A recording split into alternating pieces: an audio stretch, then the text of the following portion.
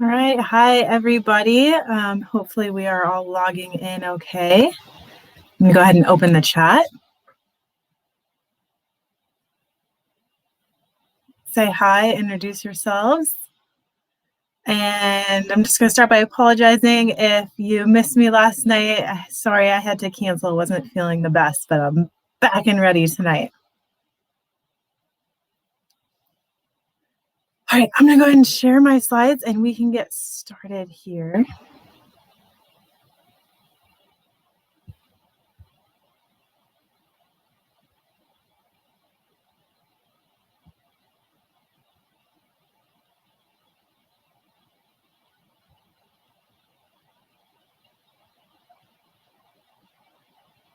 There we go. All right. So tonight, we are going to talk about populations. Jump right into it and how the course is organized now. Populations, the unit talks about like animal populations and how we kind of look at those and classify them as far as like how species reproduce and what's environmentally sustainable and which species have a strategy to succeed and which ones kind of do not, and how humans impact that. So and then we're going to talk about human populations too, which is a little bit more dynamic as far as looking at patterns and different things. So we're going to jump into populations, and then again, remember, post any questions you have in the chat as we're going, and hopefully I will see them, or our wonderful TA will see them and help you out, or feel free to answer each other's questions. We're here to help each other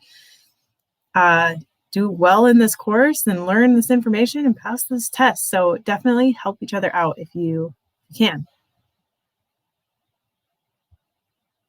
Again, if your name is in your like login ID, then other people can see it. So just be aware of that. If you don't want people to see your name, then use a pseudonym or a fake name. Please follow us on any of our social media platforms to find out what we're doing. And all right, this is what is our upcoming events. We'll see you guys back on the 14th to talk about Earth systems and resources, and just keep moving right along through the units. We did reschedule trivia, if you didn't see that already, because it would have been going on like in half an hour, and that would have been in the middle of the stream, so we didn't want to lose anybody to that. So we did reschedule it for tomorrow night. If you can, log on and do that. It's awesome. It's a really good way for you to test yourself and see how you would do on the multiple choice. Those multiple choice questions are just like what you would see in the test, and they're going over kind of specifically the information we went over in that unit. So if you do have a chance to check that out, do it. It's a good test to let you know where you're at. All right, so tonight we just did our little intro. We're going to go over what is generalist and specialist species, K-selected and R-selected species, survivorship curves, carrying capacity, age structure diagrams, and within that, we're going to talk about demographic transition, total fertility rate, and human population dynamics. So again, that's kind of like animals first, really, and then humans. And not that the animal stuff doesn't apply to humans, but I don't know, sometimes the second half is more to humans than to animals, I guess. All right, let's jump right in. Generalist and specialist species. Organisms tend to adapt to take advantage of a few specific resources, are specialists, or they make the most of a variety of resources, and they're a generalist. So our trash panda there is a example of a generalist. They live like on, and don't quote me on this, but I want to say like almost every continent. I don't think they're in Australia, but they are everywhere. They can live in like super hot places, cold places. They eat anything, which is why they love trash. And they're kind of indestructible. They're just really good at living in all different sorts of places, and that's why they've been able to kind of take over. Specialist species are really good at one thing. So they have adapted, to live in one place. And typically they've evolved in that one place for like untouched for a really, really long time. So again, the specialists, again, we talked about last time, are often found like on islands or isolated places that, they've been eating the exact same kind of flour, for the last 10,000 years and nothing's changed. And it has caused them and whatever they eat to kind of evolve together to be these really specific creatures. So I put that bird down. Birds are often examples of this because they have like really specialized beaks to just eat like that one specific flower. And they're really good at it. So they can, as long as that flower is around, they are going to thrive. But you can see the potential for problems if that one flower dies. Then that's like they've put all of they're betting it all on just the one flower. So here's a chart to kind of break down. I know it's kind of a lot of words, but we'll break it down as far as like what's the difference between the two.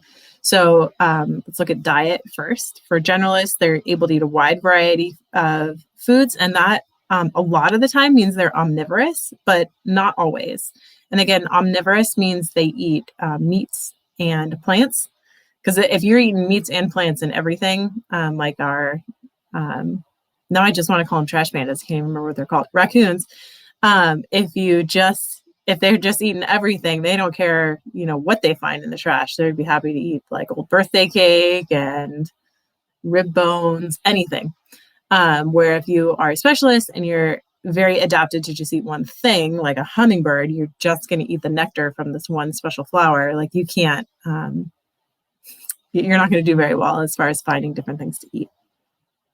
Range for specialists, they have a large window of temperature tolerances and the ability to live in many different environment types. Another example of a really good generalist, especially in North America, is the black bear.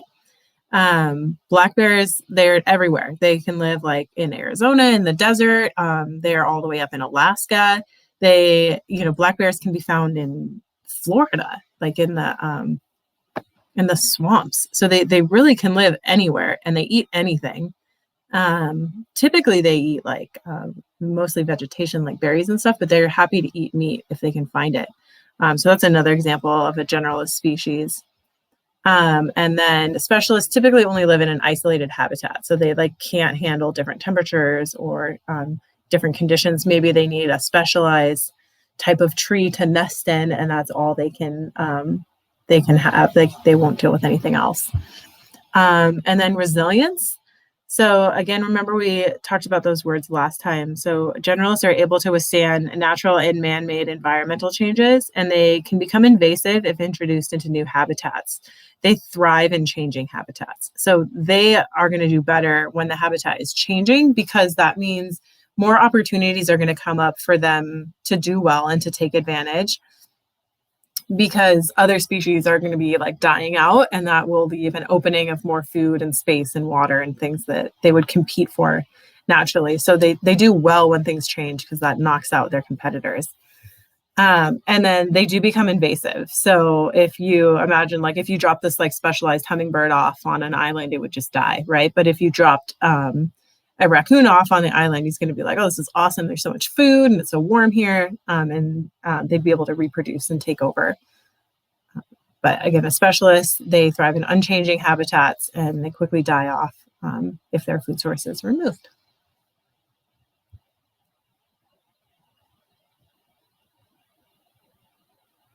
All right, so the next thing we're going to talk about is K-selected and R selection of species.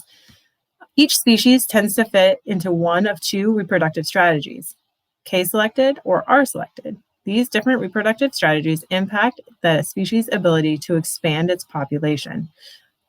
So not everything fits into these like really, really well. Sometimes it might be a little bit of both, but for the most part, there have been two different ways that species have found are like advantageous to raising babies. And so because these two extremes tend to work well, species tend to follow them, because if they were doing something in the middle, it wouldn't really work out very well. And we can talk more about that. So in our picture here, we have like a mouse is going to have a billion little babies at once. They have large litters of like 14, 15 little baby mice.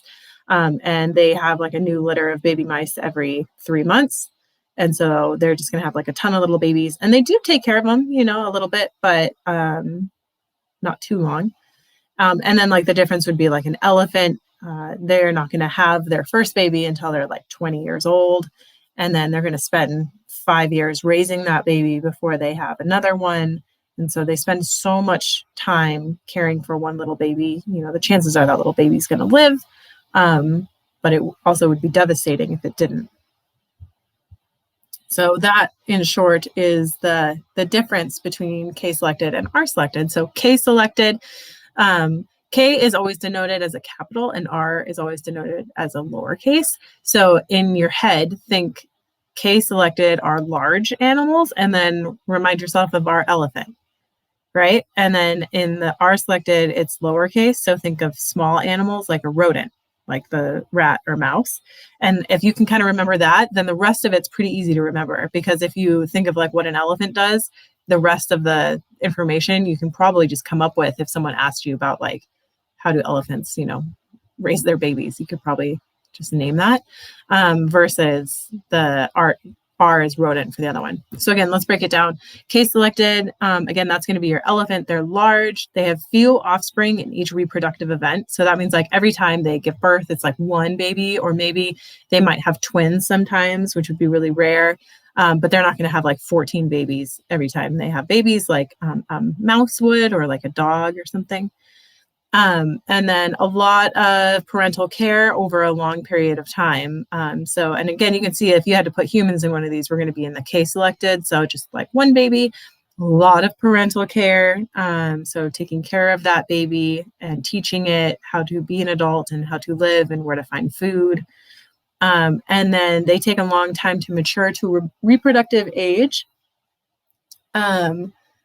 So yeah, like elephants are going to be the 20 years old before they have a baby. And the thing too is K-selected species tend to have more than one reproductive event. And let's think about that for a second, because that might be confusing. You might think like, oh, R-selected they're the ones that have a ton of babies. But K-selected, so that's our elephant, they are going to have more than one reproductive event. So like that means they're going to have more than one baby in their life over time. Some R-selected species, like our little baby octopus there, the parents only have babies once in their life and then they die. And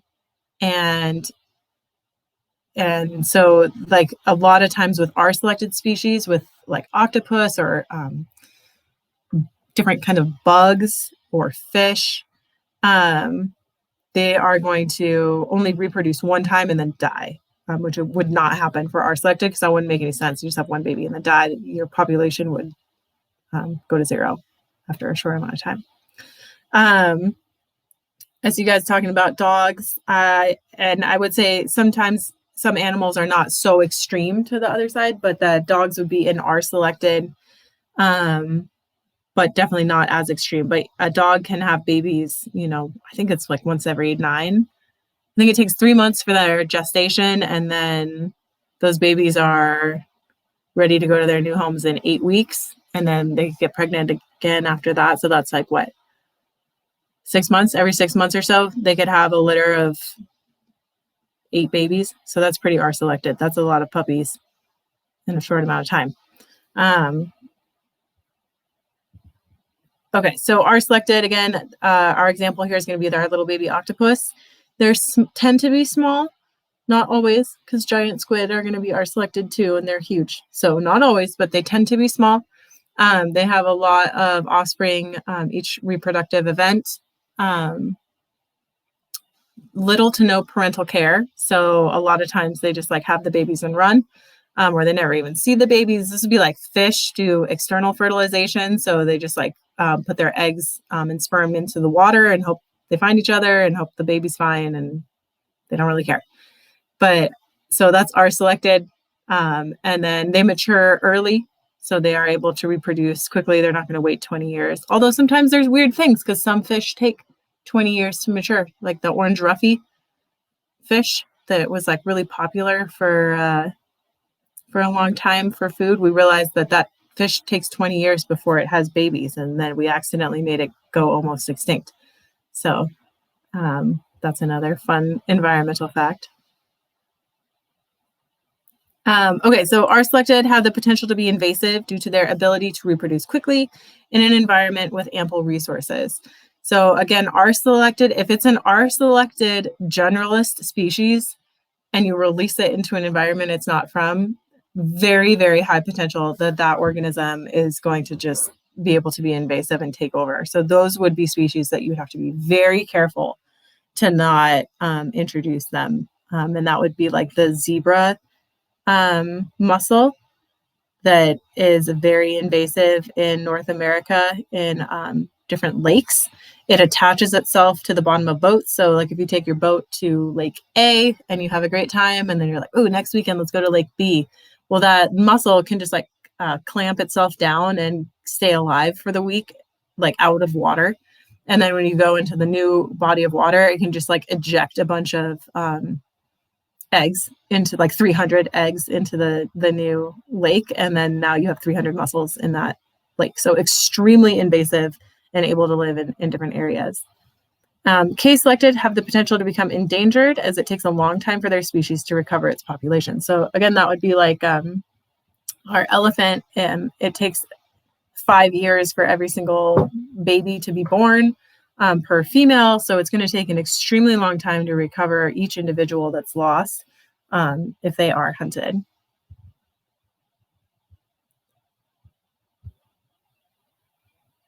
All right, I think it's time to do a poll question. Let me put this one up here. When looking at sustainable harvesting of wild game, species that are R selected would be best because.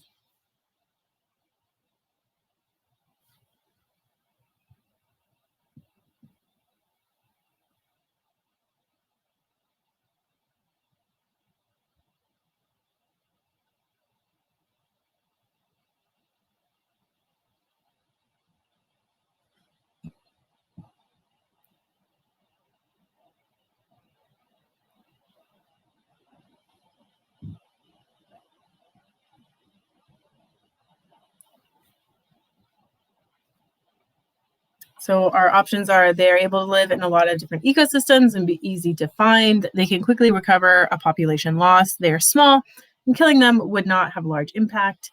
And they take a long time to mature.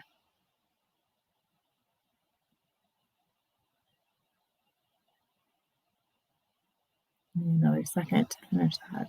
Vote that.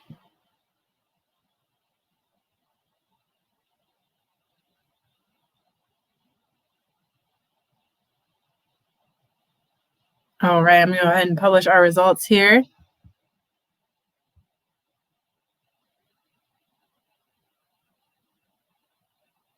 And you guys got it really well on that one. They can quickly recover a population loss.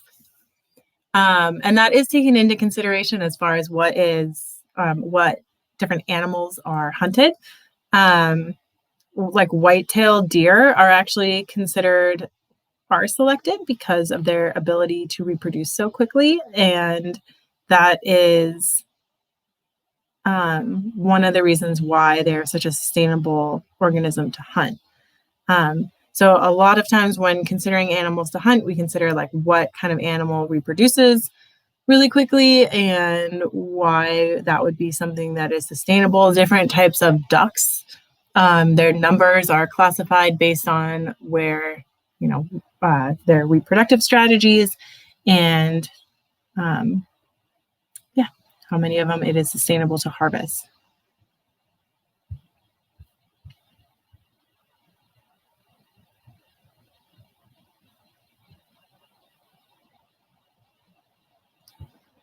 All right, so let's talk a little bit about survivorship curves. I feel like this can look intimidating when you come across it, but it's really not that bad.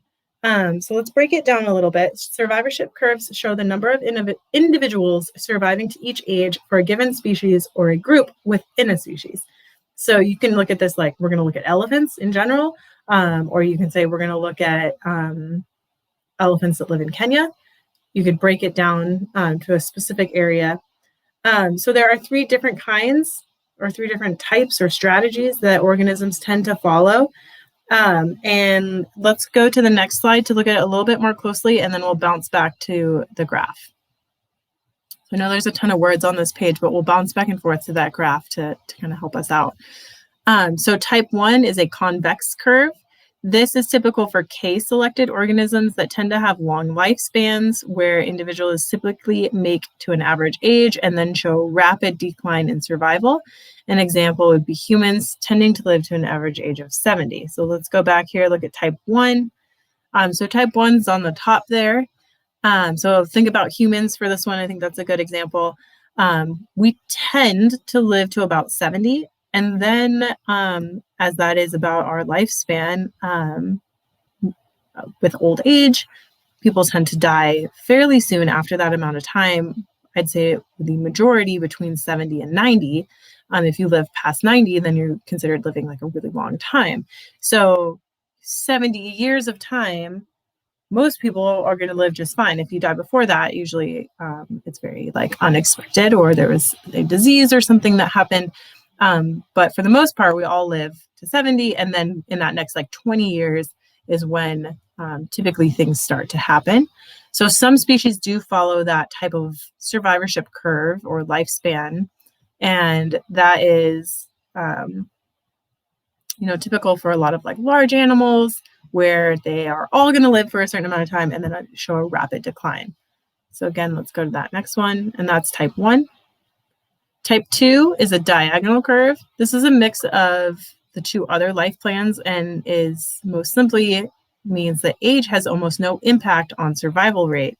This is kind of unusual. So not a lot of species are going to follow this type 2, where there is almost no impact of age on survival. And that doesn't mean that they're like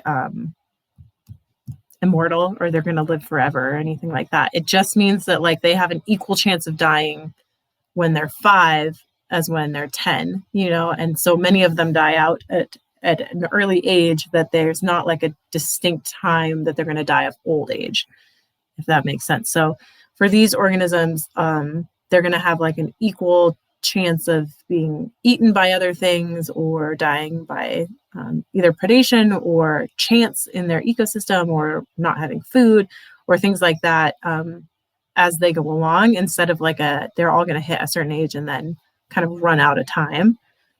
And then our last one, type 3, is a concave curve. And this is typical for R-selected organisms that produce many offspring with a low survival rate. An example that we might not always think about is sea turtles. So sea turtles lay hundreds of eggs, and typically only 1% of the hatchlings will survive to adulthood. But if they do survive, those survivors can live to be hundreds of years old. So that's kind of crazy to think about. Let's go back here. So this curve shows, every time a sea turtle goes on land to lay their eggs, they lay about 80 eggs around there, depending on the species. And then a lot of times females will lay multiple nests in like a nesting season. So they don't come to nest every year. They might come like once every 2 years or once every 5 years. But when they do come nest, then they stay for a while and make multiple nests. So let's say they make 3 nests, each with 80 eggs. So let's say roughly around 250 babies that are going to be born, and then only like 1% of those are going to live to adulthood. So we could say like 2, 3. So that's a ton of baby turtles dying. And that would be that type 3 curve. So the majority of the babies are going to die. But once they do get to be an adult, and an adult turtle is typically considered like dinner plate size. So once they get to be like about dinner plate size, then they're pretty much good to go. They end up living for a really long time. They don't have that many predators once they're bigger. Once they do get to be about that age, the majority or like the biggest predator they're going to have issues with is going to be like sharks, like tiger sharks. But yeah, for the most part, all the little babies get attacked when they are out floating around. And other species that follow this, the example in the picture is a frog, or you could have like insects, or again, those fish that are going to like just have a ton of babies, like anything that like projects its offspring out you're going to have a lot of offspring death at the beginning. So even like those mice again, and again, mice might fall a little bit between type 2 and type 3 because they do provide some parental care. So they're going to get, for the most part, they're going to get those little babies up and running. But then once they're like out running around in the world, they're probably not going to make it to like an old age. They're probably going to have something bad happen to them before they would die of like an old age issue. So mice might be a little bit more towards type 2 than they would be type 3.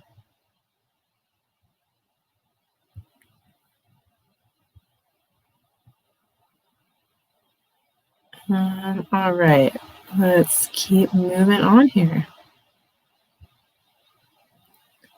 All right, so the next thing we're going to talk about is carrying capacity. And I'm sure that you've heard of this before, so we'll just kind of go over it again. And carrying capacity is something that's important when we talk about environmental science as far as understanding, definitely for humans, like how many humans can live in a given ecosystem, or the ecosystem of Earth as a whole, or as well as looking at if we reduce the ecosystem by building houses or farms and stuff, we are then reducing the carrying capacity because we're taking down the size and how many animals, can then live there. So if you think about what did the species of lions need as a carrying capacity as it was 200 years ago, and then now how many lions can possibly exist with the environment being altered in the way that it was. So almost like a backwards way of thinking about it as far as how humans have affected it. So the carrying capacity is any given ecosystem that is only able to support a given amount of organisms before they deplete and the available resources. So in our picture here, there's like 1 billion geese, and how many of them are going to be able to live in this environment before they eat all of the food and drink all of the water. And then they're just going to be competing with each other for space. And so they're going to like start attacking each other because they don't want to be so close all the time. So that in general is what carrying capacity is. Carrying capacity is denoted with the capital K, and it is the amount of organisms that can live in an area. That's the most simplest way you can think about it. When this number is exceeded, the organisms will experience, the organisms will experience a dieback due to starvation, disease, or competition. So when they hit the carrying capacity of that ecosystem, that means that there's literally just not enough room for them, whether it is food, water, space. There's not going to be enough room for these critters anymore. And so they are going to have that competition, and that is going to cause them to die off, which is called a dieback.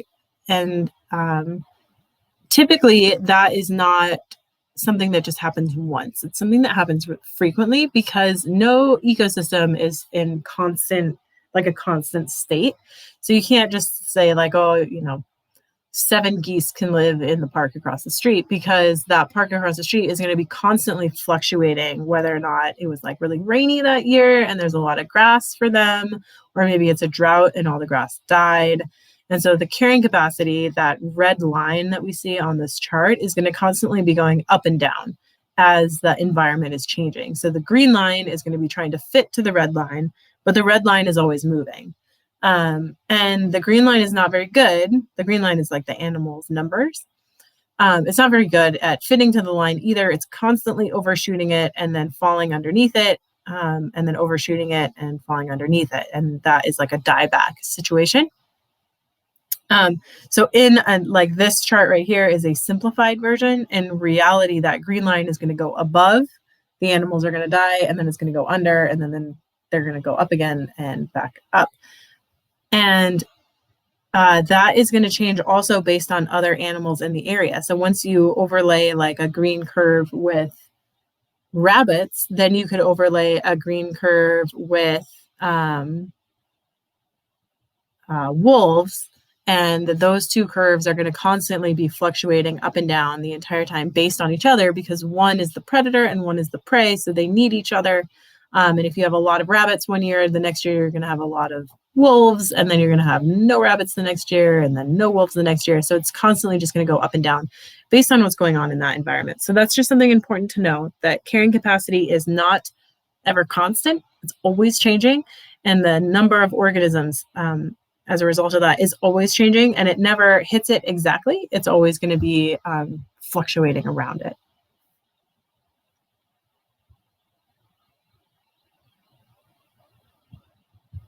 And I really like the question that we got. Does a bigger country necessarily mean a bigger carrying capacity? And our wonderful TA answered it as well. But it does have to do with other factors in the country. Space doesn't necessarily mean carrying capacity. Space is one thing. When we want to have like a big house, you might need some space. Where if you live in a small country, as far as physicality, the space might be a big deal. Like let's say Japan is a small country as far as actual physically small. So they might not all be able to have a giant house, but there are other things that are important, like the ability to grow food. So look at Australia is a very big country, but it's almost completely a desert on the interior, and they can't grow food there. There's no water there. So space doesn't directly impact it. It does a little bit, but we'd have to look at other things too, like rainfall, places where you can grow food, and access to water.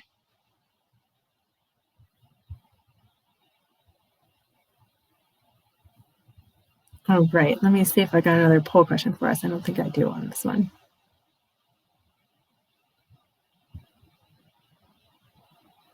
Oh, I do have one more poll for us here. Let's open this guy. If beetles killed half of the pine trees in a given area, what is likely to happen to the squirrels that eat pine nuts? They would adapt to eat a variety of foods. They would migrate to a different forest. They would increase their carrying capacity, and they would experience a dieback are the options.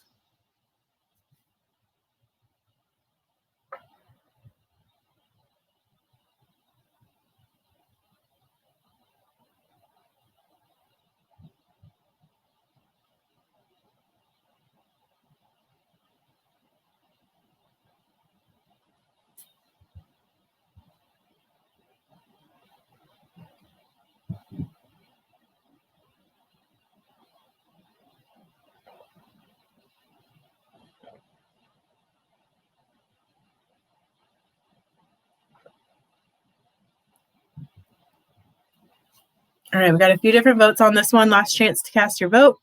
Publish the results.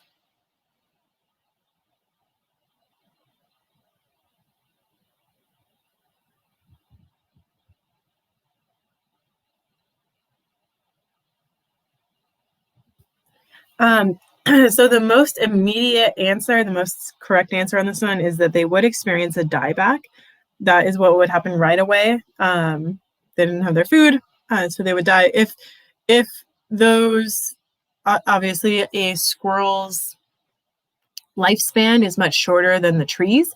So it's going to take a while for those trees to come back. If they come back, you could maybe extrapolate or guess that the trees have been killed by these beetles and the trees are not going to regrow in that area. So then the squirrels would have to, the ones that were surviving would have to either die out completely as a species or adapt a different strategy, like moving. So like migrating somewhere else or immigrating somewhere else. Or they would have to adapt to eat a variety of different foods or die if there was nothing else to eat. The last one, though, increasing their carrying capacity, that one, it's backwards. So that would decrease the carrying capacity of the environment. Let's take that off of there. Okay, let's look at age structure diagrams. So let's see, put a smiley face in the chat if you have talked about age structure diagrams in your class.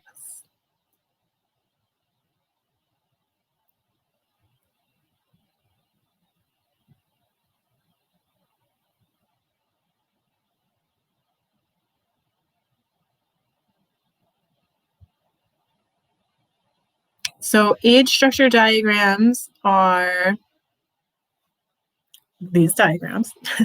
They look intimidating at first, but they're really not. So on the right, it's always going to show male and female. So on the right is the female, that's the symbol for female. And on the left, that is the symbol for male. And if you look at each bar, then on like the left axis, you can see each bar shows a different age group. So that's 0 to 4 years old, 5 to 9 years old, on and on and on, all the way up to 80 plus years old. So in this diagram, that's like the number of people in each age group. So for this, like if this was a country, looking at this, you could see that there are the majority of the people living here. Oh, cool. I see a lot of smiley faces. You guys have gone over these. The majority of the people living in this country would be very young. So there's the majority of the people are in those lower age groups.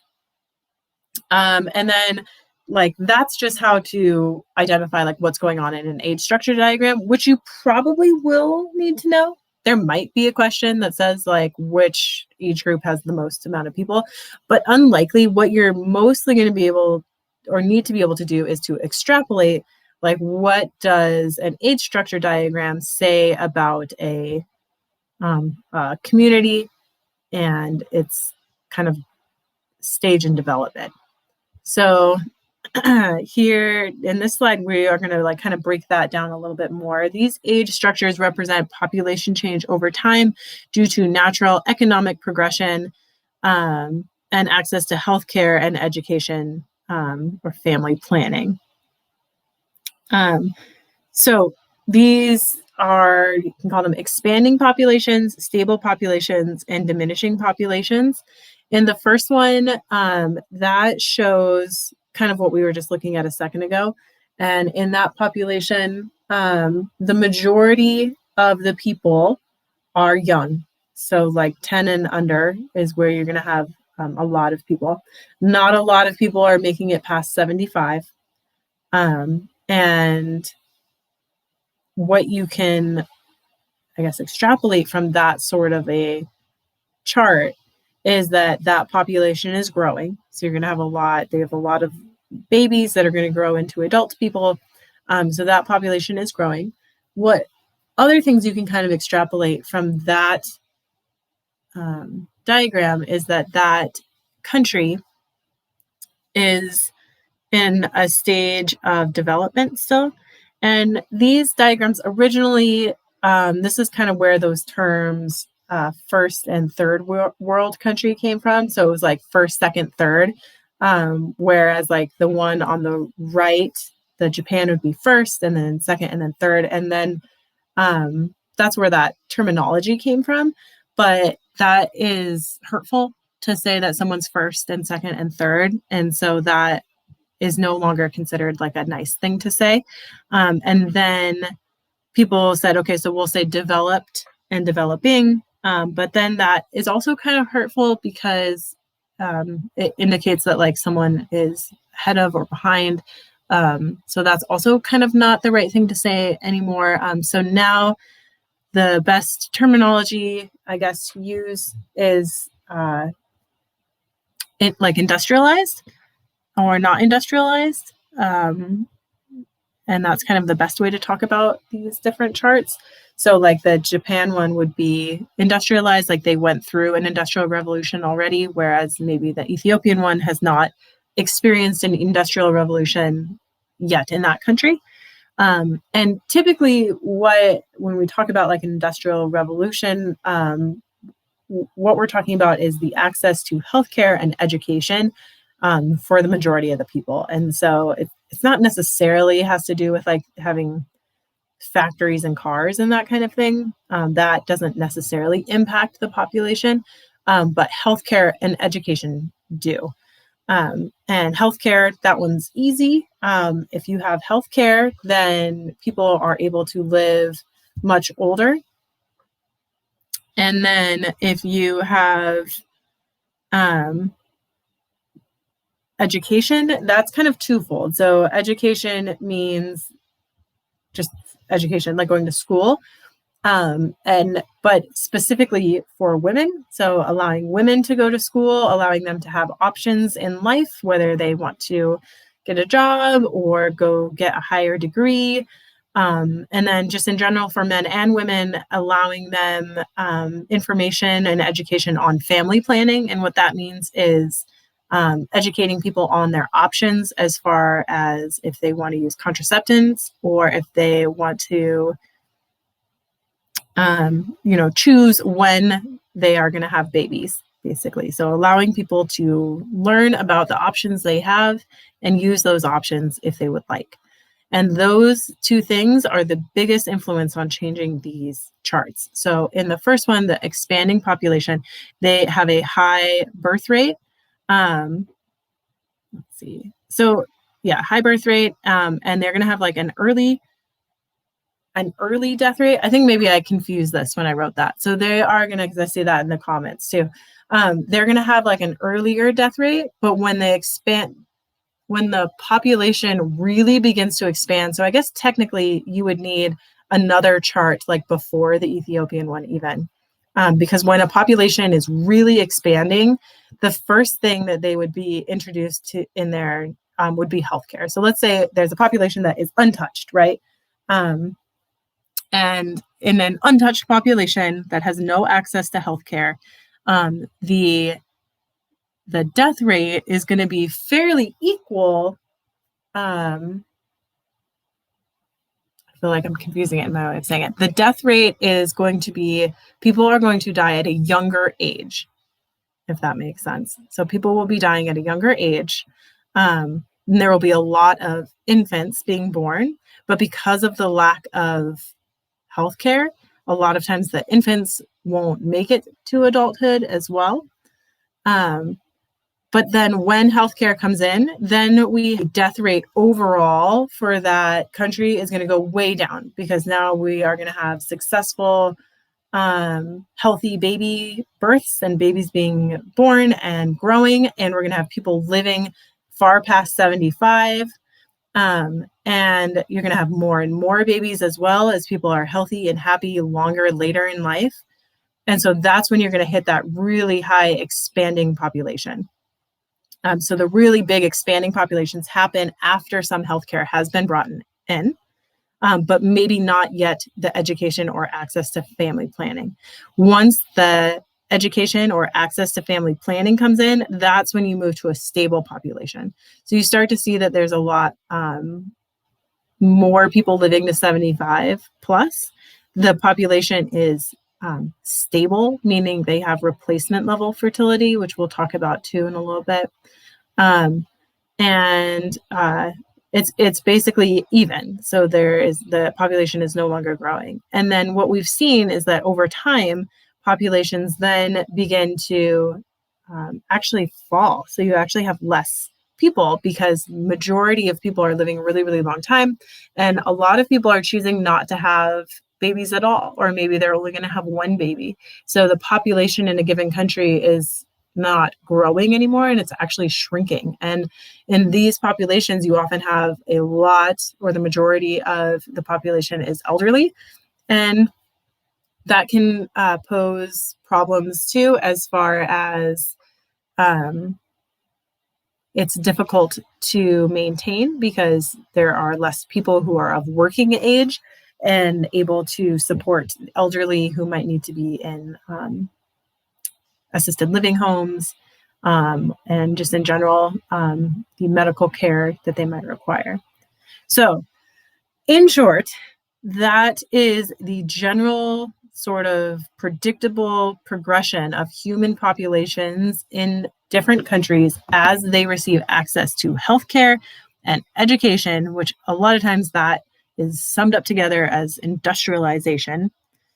And in general, you see an explosion of population as they are able to go to the doctor. And then as they are able to make educated choices about family planning, you generally see people having less babies. And then over time, that leads to populations with a large elderly percentage.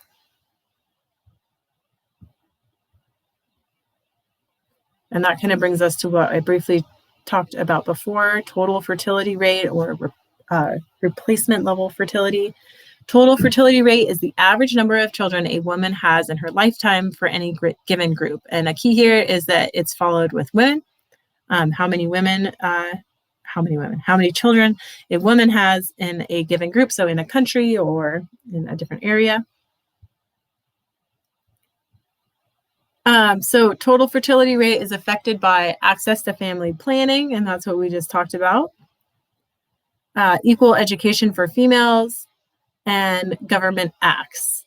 So equal education for females here. A lot of times in different countries, females are not allowed to attend school, or they're only allowed to attend school until they start having their period, and then they either have to stay home the entire time they have their period because they don't have access to adequate sanitation, or they just have to stop going to school altogether at that time. So that's very young to stop going to school and to start just looking towards having a family. That's around like 13, 14.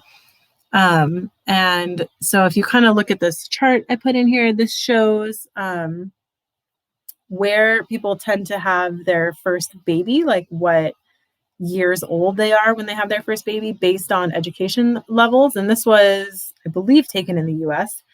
Could check that. But so you can see that this is just in the US. So high school or less, 2-year degree, bachelor's degree, or master's degree plus. And as women get more education and go to school more, they tend to have babies later in life. And then if you have babies later in life, they tend to have less babies. And that's maybe just because they choose to have less babies, or as we know, women they can't have babies for their entire life, as it is just a period of time where they are fertile. So if they're waiting till they're 35 to have their first baby, they're not going to be able to have as many babies as if they had their first one when they were 20. So again, allowing women to go to school allows them to really make those educated decisions about how many babies they want to have. And that has a huge impact on changing the total fertility in a country. And then, let's see.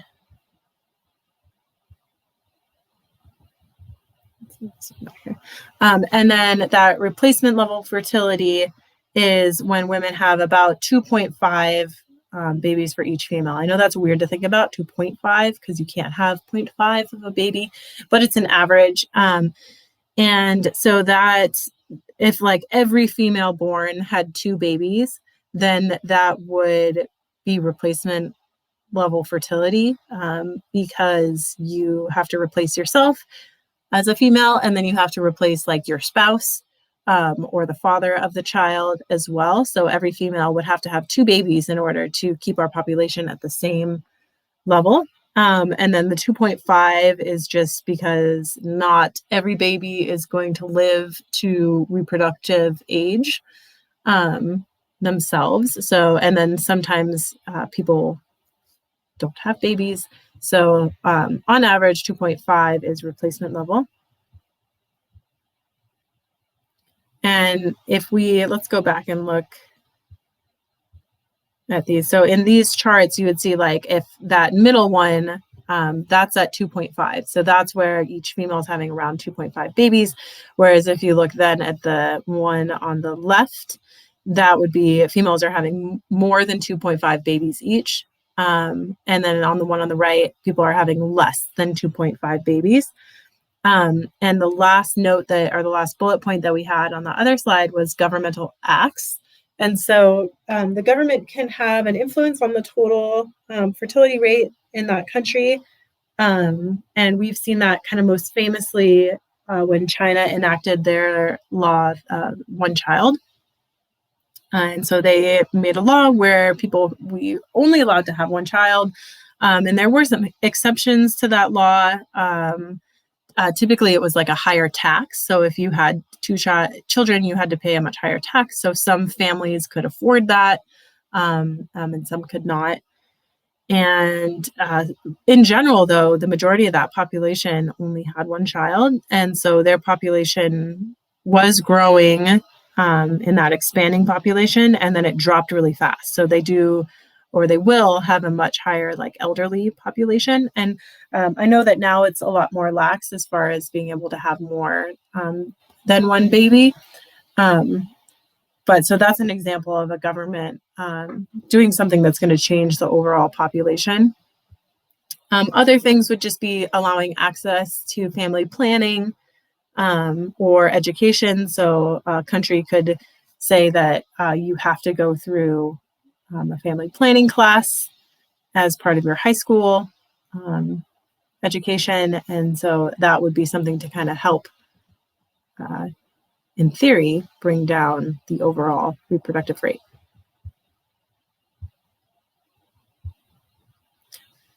All right, and finally here, we're getting close to the end, human population dynamics. Human population is impacted by the same factors that other organisms face and is subject to carrying capacity. So have we hit our carrying capacity? How many humans can live on Earth?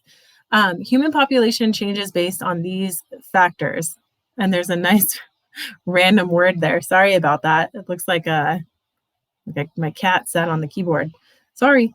Okay, so birth rates, infant mortality rates, death rates, access to family planning, access to food and water, and access to education. And then Earth's carrying capacity for humans is unknown, and we are able to alter it with technology. So that last piece there is really important. Humans are able to alter our carrying capacity. So if we kind of think back in history, what was the carrying capacity on Earth for humans?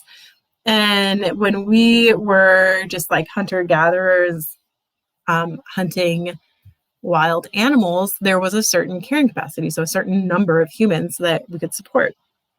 So if you think like if every human right now like stops eating food from the grocery store and we all like had to go out and hunt, like let's say that we could hunt, so we had the tools and knowledge to do so, how quickly would we run out of all of the wild animals? Really fast, right? There's way too many of us now to survive just on the elk that live outside. So we were able to alter our carrying capacity by creating concentrated animal feeding operations, or like CAFOs, which is, we have a picture there with the chickens.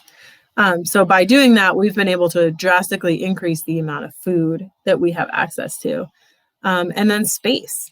If everyone needed like a plot of land to farm, so I guess like that's the next stage, is that we made farms and we were able to live. But then like if everyone was farming and we all had like our own farms, there wouldn't be enough space for us anymore. So we built up, and building up has been really advantageous for us because now we can cram more people into a tiny space and we can live there. So there's a picture of our city with, people just living literally on top of each other by being able to build up. So that's another way we have been able to alter it. So we don't know the answer because there is no answer as far as how many people can live on Earth if we can keep altering the carrying capacity. So basically what we have to think of is, what is our next limiting factor? What are we going to run out of next? And then can we get more of it? How do we get more of it? And so I think a lot of times the conversation now is water. We're going to run out of water next. And how do you get more water? That's difficult. So that's where people are looking into desalination plants. I think a lot of the times it's just, let's not waste as much water and then we'll have plenty. But so that's how humans are able to alter the carrying capacity on Earth for ourselves. We just have to figure out what we're going to run out of, and we have to find out how to make more of it. As well as then with those family planning and education, we can curb the amount of people so that we are not growing so fast and we don't have to alter it too quickly. Whew. All right. So that is populations. That is animal populations. Let's see. I think I've got one more poll question for you here. Yeah, okay, let's do this. Which is not taken into account when estimating the total human population on Earth. And I'm not going to tell you what those abbreviations mean.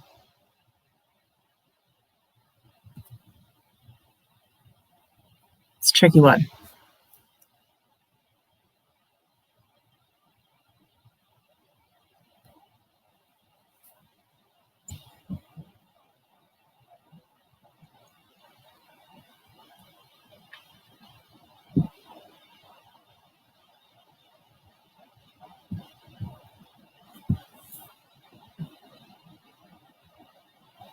Last chance to get your vote in. Most of you are on it. I tricked some of you, though.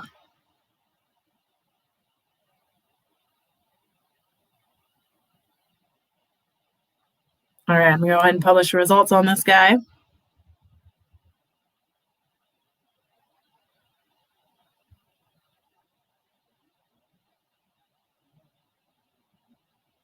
All right, I got some of you. Okay, so which is not taken into account when estimating the total human population on Earth. And that's where I tricked you. So the first one is crude birth rate, then crude death rate, then immigration. Remember, if it is an I, that means into a country. If it is an E, like immigration, then that is exiting a country. And then total fertility rate. So this was kind of a trick question because it's the total human population on Earth. So it doesn't matter if they are immigrating from one country to another because we're counting everybody. So if you said immigration, you got that right. So it's kind of a trick question. So yeah, the key there was the total population on Earth. If we were looking at the total population of the US, then immigration would matter because you'd want to know like how, if everybody was coming into the US, how many people are coming in, that would be an important number to know. So that was kind of a trick in the wording on that one. Nice. Okay, so next time, these are some of the topics we are going to look at. And I would like to know what you would like me to talk the most about. And say I need help with talking about El Nino, Earth's geography and climate, watershed, and global wind patterns.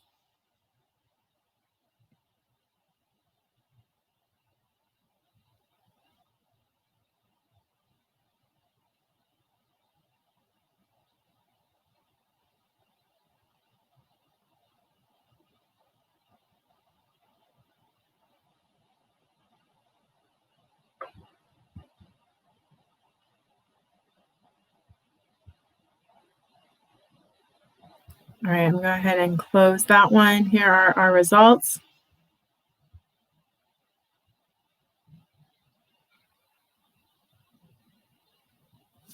All right, and El Nino, that one gets everybody. It's easy though. We got it next week. Not even next week. 3 days. We'll go over that in depth. I know it always seems intimidating, but it's really not. We'll get it down for sure. All right, guys. Continue the conversation in Discord if you haven't already. Please jump on. Communicate any questions you have or something you would like me to go over more of, and I will incorporate it into our next stream.